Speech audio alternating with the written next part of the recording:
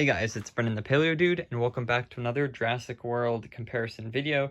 Today we'll be taking a look at the new Jurassic World Rebirth Bite and Blast Mosasaurus and seeing how it compares to the original two Mosasaurus figures. So it's actually not as long as the original sculpt. So if we line them up nose to nose,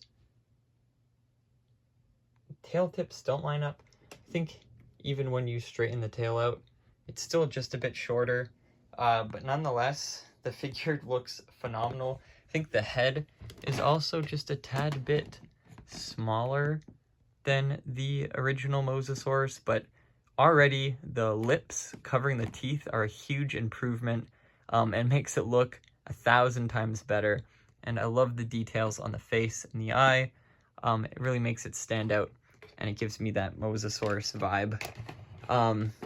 The tail is an interesting new upgrade. So we've got a slight little fluke sticking up, and then this kind of like salamander flesh paddle on the rest of it, which the original kind of has that paddle to it, but the fluke is made up of these larger alligator-like scales.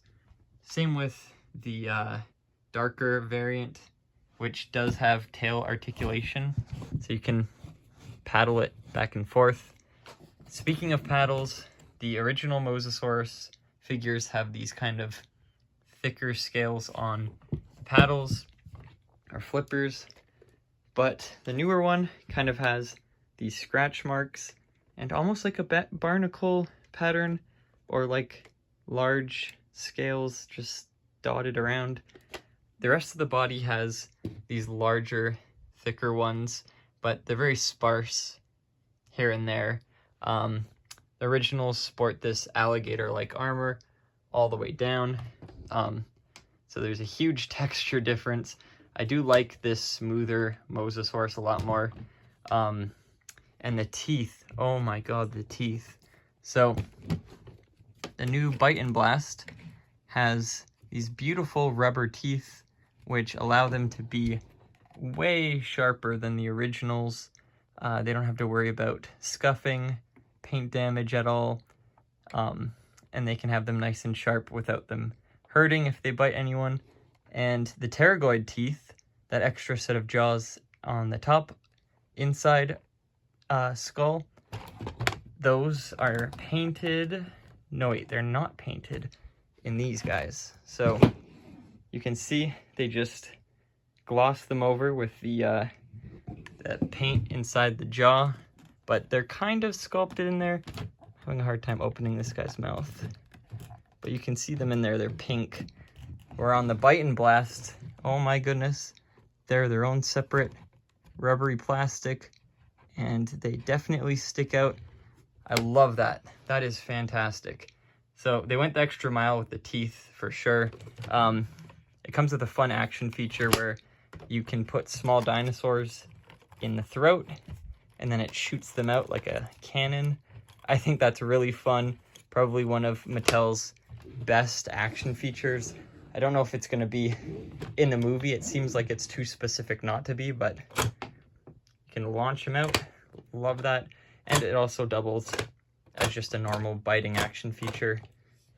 And when you swish the tail back and forth, the front of the body goes in the opposite direction. You can kind of make it swim through the water, which I think is fantastic. That's very dynamic, gives a lot of motion to the figure. It's not just a static toy. And the flippers are very pointy, very thin compared to these larger, bulkier ones. Like I'm talking like very thin. These are a bit wider, thicker, more robust. The paint on the stomach goes all the way down, halfway down the tail, and then the rest of the tail is kind of like a softer plastic like the fins. But the paint job's very interesting. It definitely has the most unique paint job compared to the other two, which are these solid purple and blue with a little bit of paint detail. This one has a striking pattern of stripes from dark green to this kind of lighter dark green, almost barely visible And then this kind of like purpley color on the tail, and kind of the front of the head also has that, and some dark blue.